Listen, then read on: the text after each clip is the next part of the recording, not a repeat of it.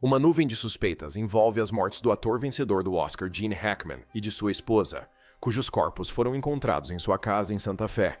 Ninguém havia visto o casal por dias, e as autoridades afirmam que eles já estavam mortos há algum tempo. Inclui detalhes sobre o que Betsy Hackman estava procurando antes de morrer, na perspectiva em primeira pessoa dos policiais. Ninguém esperava nada disso. Quando os investigadores federais entraram na mansão isolada de Gene Hackman em Santa Fé, na fria manhã de 26 de fevereiro de 2025, o caso parecia completamente simples. 2 idosos mortos por causas naturais dentro de uma casa trancada por fora. Em poucas horas, tudo mudou completamente porque, sobre a mesa da biblioteca particular de Hackman, havia um laptop aberto. E quando o FBI analisou o conteúdo dos arquivos, não encerrou o caso. Pelo contrário, o intensificou. Acionou recursos federais. Ampliou as buscas para dentro da propriedade. E então, silenciou completamente, recusando-se a confirmar, negar ou explicar qualquer detalhe sobre o conteúdo dos arquivos, o que mais descobriram na propriedade, ou porque uma simples verificação de bem-estar social exigiu intervenção federal. Gene Hackman tinha 95 anos. Morreu tranquilamente em sua casa. Essa deveria ter sido toda a história. Então, por que o FBI não fala sobre o conteúdo daquele laptop? Os portões que não abriam. Na manhã de 26 de fevereiro de 2025, um faz-tudo que trabalhava na propriedade fez a primeira ligação. Ele vinha tentando contatar alguém dentro da propriedade. Hackman havia dias. As ligações não eram atendidas. As mensagens desapareceram. A casa que funcionava com tranquilidade e organização há anos simplesmente ficou às escuras. E ninguém fora daquelas paredes conseguia explicar o porquê. Agora, com novos detalhes sobre a investigação da morte do ator Gene Hackman, incluindo um vídeo recém-divulgado, os policiais percorreram um longo trecho sinuoso de estrada de terra, cortando as colinas do norte do Novo México. Árvores de zimbro e peônias se aglomeravam em ambos os lados, bloqueando completamente a visão, de modo que a casa principal só era visível quando se estava quase no portão. Os vizinhos há muito descreviam a propriedade Hackman como uma das mais privadas da região. Era praticamente impossível observar qualquer atividade da estrada. Nenhum visitante ocasional tinha motivo para se demorar. Quando os policiais chegaram ao perímetro, encontraram os portões trancados. Eis a questão. Esse único detalhe mudou o rumo de toda a investigação, antes mesmo de ela ter começado oficialmente.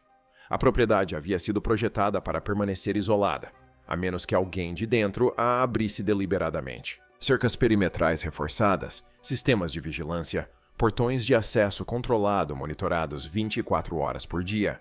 Este não era um lugar onde alguém acidentalmente deixou a entrada destrancada. Cada ponto de acesso tinha um propósito.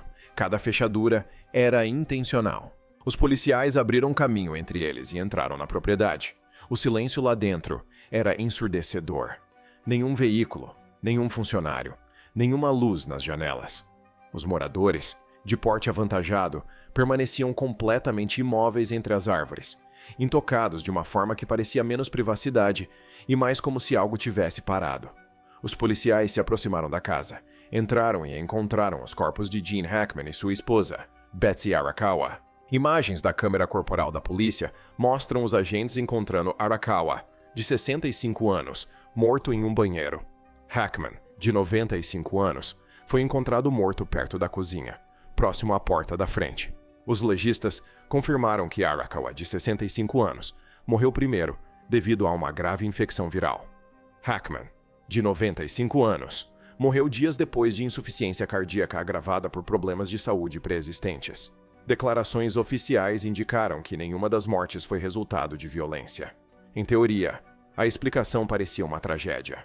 2 idosos morrendo sozinhos em uma casa isolada, ambos antes que o socorro pudesse chegar. Mas a investigação não parou por aí. E é aqui que as coisas começam a ficar estranhas. Porque quando as autoridades iniciaram a perícia na propriedade, uma das primeiras coisas que encontraram aberta sobre a escrivaninha na biblioteca particular de Hackman foi um laptop. Eles ainda não sabiam o que havia nele. Eles ainda não sabiam o que a biblioteca escondia, mas sinalizaram o dispositivo imediatamente. E o que quer que tenham encontrado naquela tela é o motivo pelo qual este caso deixou de ser rotineiro antes mesmo do primeiro dia terminar. Se você quer saber para onde isso vai, E eu garanto que você quer. Certifique-se de assinar para não perder nenhum capítulo. O cômodo do qual ele nunca saía. Depois de se aposentar da atuação em 2004, Gene Hackman dedicou-se quase que inteiramente à escrita de ficção histórica, thrillers, livros que exploravam sua obsessão pela história americana, estratégia militar e programas governamentais confidenciais. Amigos que visitaram a propriedade anos atrás sempre descreveram sua biblioteca particular como o centro da casa, o cômodo onde ele passava a maior parte do tempo acordado, o que a tornou o primeiro lugar para onde os investigadores foram. A biblioteca parecia comum à primeira vista, com altas estantes alinhadas em todas as paredes, móveis antigos sob luz quente, volumes raros cuidadosamente organizados ao lado de obras de arte emolduradas e manuscritos espalhados. Primeiras edições ficavam ao lado de materiais de pesquisa com muitas anotações. Anotações manuscritas estavam escondidas entre as páginas. As estantes continham centenas de volumes. História americana, estratégia da Guerra Civil, arquitetura, infraestrutura da Guerra Fria, biografia militar. À primeira vista, nada parecia fora do lugar. Mas eis o que os investigadores notaram quando começaram a percorrer o espaço com cuidado. Livros haviam sido retirados e recolocados fora de ordem. Uma cadeira pesada apresentava marcas recentes de arrasto no piso de madeira. Várias gavetas estavam entreabertas, sugerindo que alguém havia vasculhado o conteúdo às pressas e não se dera ao trabalho de fechá-las. A poeira em algumas prateleiras estava irregular. Alguém havia trabalhado naquele cômodo recentemente e não tivera os devidos cuidados. Então, eles olharam novamente para o laptop, o histórico do navegador, a estrutura de pastas, os documentos abertos na área de trabalho. Qualquer pesquisa que Hackman tenha feito nas semanas anteriores à sua morte era específica, organizada e profunda. Os investigadores médicos acreditam que o casal morreu com cerca de uma semana de diferença. Arakawa faleceu primeiro, vítima do vírus Hunt, enquanto Hackman morreu dias depois de doença cardíaca, com Alzheimer como fator contribuinte. Os investigadores começaram a comparar o que viam na tela com os objetos que preenchiam as prateleiras ao redor. Construções da Guerra Fria, instalações subterrâneas no norte do Novo México, programas federais secretos de meados do século XX. A pesquisa não parecia material de fundo para um romance. Parecia alguém tentando confirmar algo que já havia descoberto. E foi então que um dos agentes notou a parede atrás de uma seção de estantes. O painel de madeira não se encaixava perfeitamente na moldura. Uma pequena inconsistência. O tipo de coisa que você passaria 1000 vezes sem perceber. Mas, uma vez vista, não dava mais para ignorar. Uma análise mais detalhada revelou de um gatilho mecânico oculto, embutido diretamente na moldura de madeira. Um pequeno ponto de ativação escondido atrás de uma fileira de livros, exatamente na altura da mão de um homem sentado. Quando os investigadores o ativaram, uma seção da parede se moveu para dentro com uma suavidade mecânica precisa. Um painel oculto se abriu silenciosamente na escuridão. Atrás dele, uma estreita escadaria de pedra descia para o subsolo. Ninguém na equipe fazia ideia do que os aguardava lá embaixo. O que o túnel recordava?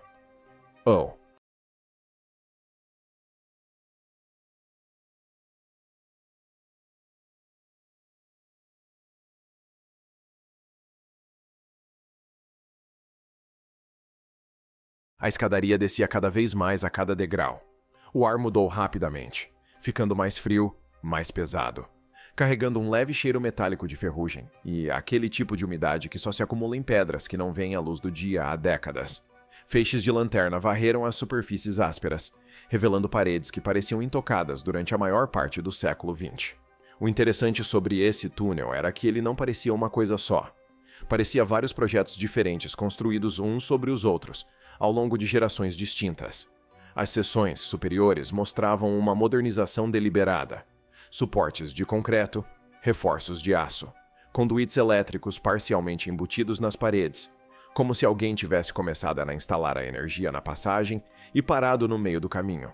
Mas mais adentro, o material mudava completamente. A alvenaria inferior era talhada à mão. Marcas tradicionais de cinzel, não de máquinas, juntas irregulares entre os blocos de pedra, o tipo de trabalho artesanal irregular associado às escavações do início do século XX, e não a construções posteriores à Segunda Guerra Mundial. Engenheiros que posteriormente examinaram fotografias da estrutura do túnel concluíram que as seções inferiores provavelmente foram construídas décadas antes da casa acima delas, possivelmente já no primeiro trimestre do século XX. Pense nisso por um segundo. O túnel sob a biblioteca de Gene Hackman pode já existir quando ele se mudou para lá. Outra pessoa construiu. Outra pessoa reforçou. Outra pessoa ocultou a entrada dentro das paredes do que eventualmente se tornaria seu escritório particular. E em algum momento entre aquele momento e agora, alguém se certificou de que o laptop sobre a mesa acima continha um registro muito detalhado do significado de tudo isso. Santa Fé e a região circundante têm um histórico bem documentado de construções subterrâneas. No final do século XIX e início do século XX, câmaras subterrâneas eram construídas regularmente sob casas, propriedades rurais e entrepostos comerciais para armazenamento e abrigo, com temperatura controlada. E as autoridades dizem que o Alzheimer avançado de Hackman era tão severo que ele viveu em sua casa no Novo México. Ou melhor, sobreviveu por uma semana com o corpo da esposa antes de também falecer. A geologia do norte do Novo México, com suas rochas vulcânicas, arenito e solo compactado, tornou a construção de túneis mais viável do que em quase qualquer outro lugar do país. Os primeiros exploradores abriram poços exploratórios por toda a paisagem. Algumas foram reaproveitadas. Outras foram reforçadas e enterradas sob propriedades em expansão. Algumas simplesmente desapareceram da memória à medida que a propriedade mudava de mãos ao longo das gerações. Mas as seções inferiores deste túnel não pareciam um ponto de venda de comida ou um abrigo contra tempestades. Pareciam o início de algo construído para um propósito completamente diferente, algo que continuou em algum outro lugar. E a escada não terminava em uma parede sem saída. Ela terminava em uma sala. O que havia dentro dessa sala é o motivo pelo qual os investigadores federais ainda estavam na propriedade, dias depois das mortes já terem sido explicadas. O arquivo subterrâneo. A câmara na base do túnel parecia menos um depósito e mais um local onde informações haviam sido deliberadamente enterradas. Caixas de madeira antigas revestiam as paredes do chão ao teto. Algumas haviam desabado sob o próprio peso ao longo dos anos, espalhando seu conteúdo pelo chão de pedra, em pilhas que permaneceram ali tempo suficiente para acumular sua própria camada de poeira. Outras caixas permaneceram lacradas, com as tampas deformadas pelo tempo, mas ainda intactas. A sala tinha ares de um lugar que fora organizado com propósito e precisão, e depois lacrado e abandonado. Dentro das caixas, os investigadores encontraram documentos, fotografias e instrumentos de metal que pareciam abranger várias décadas. Diversas fotografias foram identificadas como sendo do início do século XX. Grupos de homens reunidos em torno de mesas cobertas de mapas e desenhos técnicos, trajando roupas formais, ternos escuros e casacos pesados, indicavam que as reuniões haviam ocorrido entre as décadas de 1920 e 1930. Em várias imagens, os homens estudavam o que pareciam ser plantas arquitetônicas ou projetos de engenharia. Uma fotografia trazia uma data manuscrita no canto, 1937. E tem mais. Os documentos eram mais difíceis de ler, mas ainda mais perturbadores. Muitos estavam escritos com tinta desbotada em papel que se tornara quebradiço com o tempo. Outros eram cópias em papel carbono de máquinas de escrever fornecidas pelo governo. Várias páginas continham anotações codificadas, além de listas parciais de nomes e descrições de eventos que não constavam em nenhum registro público acessível. Algumas páginas estavam parcialmente queimadas, com as bordas carbonizadas e frágeis, sugerindo que alguém tentara destruir o conteúdo daquela sala e abandonara a tarefa antes de concluí-la. Seja lá o que estivessem tentando apagar, nunca conseguiram. Espalhados entre os papéis havia instrumentos de metal, compassos de desenho, ferramentas de medição, pequenos componentes mecânicos que lembravam peças de equipamentos de topografia antigos, do tipo usado por engenheiros ligados ao governo para documentar projetos de infraestrutura no Novo México durante períodos de rápido desenvolvimento secreto. Historiadores que posteriormente analisaram fotografias de artefatos semelhantes observaram que, no início do século XX, topógrafos e pesquisadores do governo que trabalhavam naquela região carregavam regularmente exatamente esse tipo de equipamento portátil de precisão em longas missões de campo. Eis o que deixou os investigadores perplexos. Entre os documentos, várias páginas estavam escritas no que parecia ser uma taquigrafia pessoal, um sistema de símbolos abreviados e palavras parciais que não era uma cifra padrão do governo, mas algo mais próximo de um código privado. Alguém havia desenvolvido um método próprio para registrar informações de uma forma que seria incompreensível para qualquer pessoa sem treinamento em leitura. Essas páginas apresentavam os mesmos danos parciais causados por queimaduras que todo o resto. Isso significa que quem tentou destruir o arquivo tinha como alvo específico o material codificado, e não apenas esvaziou a sala indiscriminadamente. Foram interrompidos antes de terminar, ou desistiram no meio do processo.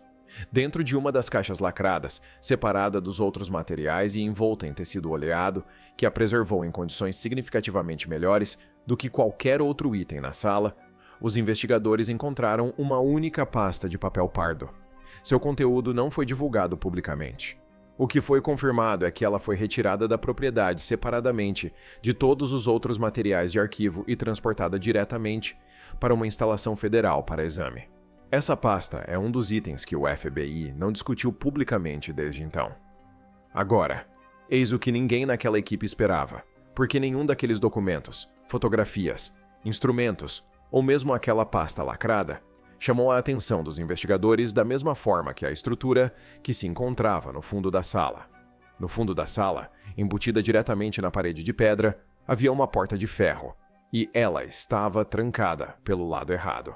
A porta trancava por dentro. A porta de ferro não pertencia à mesma época do túnel ao redor. Sua construção em aço era compatível com portas de cofres reforçados instaladas em instalações governamentais de segurança máxima em meados do século XIX. Placas de metal espessas, grandes dobradiças rebitadas ancoradas diretamente na pedra circundante com uma firmeza industrial. Mesmo após anos no subsolo, em um ambiente úmido e com pouco oxigênio, o DAR permanecia estruturalmente intacto, construído com um nível de durabilidade que não condizia com uma propriedade residencial privada. Eis o detalhe que deixou os investigadores perplexos. O mecanismo de travamento estava voltado para fora, em direção à câmara. A porta havia sido trancada pelo outro lado, o que significa que quem a trancou não estava na sala em que os investigadores se encontravam. Estavam dentro do que quer que existisse além da porta, em um espaço que ninguém daquela equipe havia visto ainda. Um espaço que, até o momento desta gravação, as autoridades nunca confirmaram ou descreveram publicamente. Os detalhes se tornavam ainda mais estranhos quanto mais de perto examinavam. A superfície de aço apresentava leves marcas de usinagem. A porta havia sido fabricada em uma instalação industrial, não feita à mão. Sua espessura e padrão de reforço correspondiam a portas de estilo cofre, usadas em instalações de segurança de meados do século XX, construídas para proteger arquivos confidenciais ou equipamentos especializados contra arrombamentos e danos ambientais. As dobradiças estavam montadas na parte interna, uma característica de design encontrada quase exclusivamente em construções de bunkers, onde as portas são projetadas para resistir à pressão externa. E ao longo das bordas da moldura, os investigadores encontraram vestígios de um material de borracha resistente usado em forros, o tipo instalado especificamente em ambientes herméticos. Alguém construiu esta porta para proteger o que quer que estivesse do outro lado, e quem a trancou por último estava lá dentro. Mas não é essa a parte que mais deveria incomodá-lo. A parte que deveria incomodá-lo é o que isso implica sobre o laptop aberto sobre a mesa na biblioteca, logo acima, e os arquivos de pesquisa naquela tela que apontavam diretamente para esta sala. A sombra de Los Alamos, no norte do Novo México, não é a paisagem rural americana comum. A menos de 1 hora de carro da propriedade Hackman fica Los Alamos. No início da década de 1940, o governo dos Estados Unidos transformou aquela remota região montanhosa no centro operacional do Projeto Manhattan. Cientistas, engenheiros e militares chegaram em segredo. Comunidades inteiras foram realocadas. Estradas foram restringidas e removidas dos mapas públicos. A área foi colocada sob o aparato de segurança mais intenso da história americana, enquanto o país corria para desenvolver armas nucleares. O que aconteceu naquelas montanhas foi especificamente planejado para nunca ser visto ou discutido. Após o fim da guerra, o sigilo não foi dissipado. Ele evoluiu. Ao longo da Guerra Fria, o norte do Novo México tornou-se lar de uma rede crescente de laboratórios secretos, instalações de pesquisa e estruturas subterrâneas. O Laboratório Nacional de Los Alamos cresceu de forma constante, conduzindo trabalhos avançados em física, engenharia de armas e programas de segurança nacional que permaneceram secretos por décadas. Registros governamentais divulgados muito tempo depois confirmaram que extensas construções subterrâneas ocorreram em toda a região. Bunkers reforçados, laboratórios subterrâneos e áreas de armazenamento protegidas foram escavados diretamente na mesa e na rocha da montanha, utilizando a espessa geologia como proteção natural. Algumas dessas instalações foram eventualmente desmanteladas, outras foram lacradas, e algumas simplesmente desapareceram da documentação ativa à medida que os programas mudaram, e os projetos que elas apoiavam foram soterrados sob camadas de sigilo. E aqui está a pergunta que os investigadores nunca abordaram publicamente. E se o túnel, sob a propriedade Hackman, não tivesse começado como um projeto de construção privado, e se ele tivesse sido construído originalmente durante os anos em que o norte do Novo México era a área mais secreta do planeta? Isso explicaria por que as seções mais antigas do túnel se parecem com uma instalação governamental de segurança máxima, em vez de um porão residencial. Explicaria a porta do cofre construída de acordo com as especificações federais de meados do século. Explicaria por que a entrada foi ocultada com um mecanismo de engenharia de precisão embutido diretamente na estrutura arquitetônica da casa. Não um cadeado, não compensado, mas algo permanente e deliberado. E explicaria por que, quando o laptop de Gene Hackman foi aberto, os investigadores federais decidiram imediatamente que o caso exigia sua intervenção. O que havia no laptop? Eis o que sabemos. Quando o FBI acessou o dispositivo que estava sobre a mesa da biblioteca de Hackman, o que encontraram motivou a intervenção federal em um nível que vai muito além de uma simples investigação de morte natural. Fontes familiarizadas com o escopo da investigação indicaram que o material no laptop estava diretamente relacionado ao conteúdo do arquivo subterrâneo, que as duas descobertas não foram coincidência e que Hackman não havia simplesmente herdado o espaço subterrâneo sem entender o que ele continha. Ele sabia disso e vinha pesquisando o local há anos. A estrutura de pastas do dispositivo continha arquivos de pesquisa organizados, abrangendo assuntos que se alinham precisamente com o período histórico representado pelos documentos na câmara abaixo. Fotografias digitalizadas, resumos digitados, cronogramas com referências cruzadas, correspondência com historiadores, arquivistas e pelo menos uma pessoa ligada a um arquivo federal. É o tipo de trabalho metódico e contínuo que exige meses de esforço e uma noção clara do que se procura especificamente. Agora, pense na biblioteca acima daquele túnel. Centenas de volumes anotados sobre a história americana, estratégia militar, infraestrutura da Guerra Fria e programas de sigilo governamental. Anotações manuscritas entre as páginas. Anotações nas margens que se estendem por páginas inteiras, com a caligrafia cuidadosa de Hackman. Não se tratava da estante de pesquisa de um romancista em busca de cor e atmosfera. Era uma investigação em andamento, conduzida ao longo de anos na sala diretamente acima de uma passagem secreta, por um homem com acesso a redes e fontes que a maioria das pessoas nem sequer saberia como alcançar. Ele estava reunindo informações, construindo uma linha do tempo, tentando confirmar o que havia encontrado sob o piso de sua própria casa. Mas é aqui que a coisa fica estranha. Nas semanas que antecederam sua morte, Hackman se tornou quieto de uma maneira diferente de sua privacidade habitual. Sem ligações, sem visitas agendadas, nenhuma atividade visível da rua.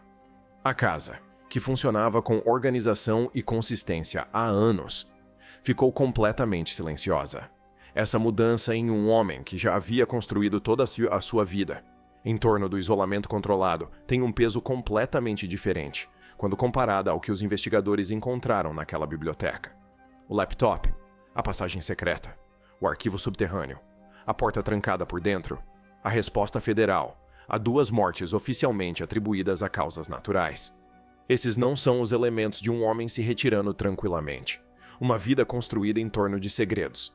Gene Hackman passou a carreira interpretando personagens que entendiam o peso das informações confidenciais. Operação França, a conversação. Inimigo do Estado. Poder absoluto. Filme após filme, ele personificava o tipo de homem que sabia exatamente onde o conhecimento perigoso era guardado e que entendia precisamente o que acontecia com as pessoas que se aproximavam demais dele. Por muito tempo, Foi fácil interpretar esses papéis simplesmente como o trabalho de um ator talentoso com um dom para a intensidade. Mas observe-os agora. Do lado de fora daquela propriedade em Santa Fé, com veículos federais no local, e investigadores descendo por uma escada secreta sob sua biblioteca particular. E essas cenas ganham uma qualidade completamente diferente. Eis o que a maioria das pessoas não sabe sobre Gene Hackman. Ele não era apenas um ator que escrevia romances nas horas vagas. Era um pesquisador sério. As pessoas que trabalharam com ele o descreveram como um homem que passava meses buscando fontes primárias, que contatava arquivistas e historiadores com a persistência de um jornalista investigativo e que se recusava a aceitar relatos secundários quando a documentação original poderia existir. Seus colaboradores disseram. Hackman abordava a pesquisa histórica como um detetive em um caso arquivado, paciente, metódico e completamente convicto de que a resposta sempre poderia ser encontrada se ele procurasse com afinco suficiente. Agora, compare esse caráter com a propriedade, onde ele viveu por 20 anos. Uma propriedade isolada nos arredores de Santa Fé, com cercas perimetrais reforçadas, sistemas de vigilância, uma biblioteca com volumes anotados sobre infraestrutura da Guerra Fria, programas governamentais confidenciais e a história da construção subterrânea do norte do Novo México. Uma passagem mecânica oculta atrás de uma estante, um arquivo subterrâneo com documentos centenários, registros codificados parcialmente queimados e uma pasta lacrada removida por agentes federais. E um laptop na mesa, com material suficiente para transformar uma simples verificação de bem-estar social em uma investigação federal. Isso não é aposentadoria. Isso é um projeto. Nada disso confirma que Hackman estivesse envolvido em qualquer atividade ilegal. Mas a propriedade que ele construiu durante seus últimos anos não era um simples refúgio da vida pública. Ao que tudo indica, era um refúgio da estrada. O que permanece em sigilo desde a investigação. Nenhuma declaração oficial abordou o assunto. A extensão total do que foi encontrado sob a propriedade Hackman. O conteúdo do arquivo subterrâneo não foi catalogado publicamente. A porta de ferro não foi mencionada em nenhuma coletiva de imprensa. A conexão entre os arquivos do laptop e a câmara, abaixo da biblioteca, nunca foi formalmente confirmada ou negada.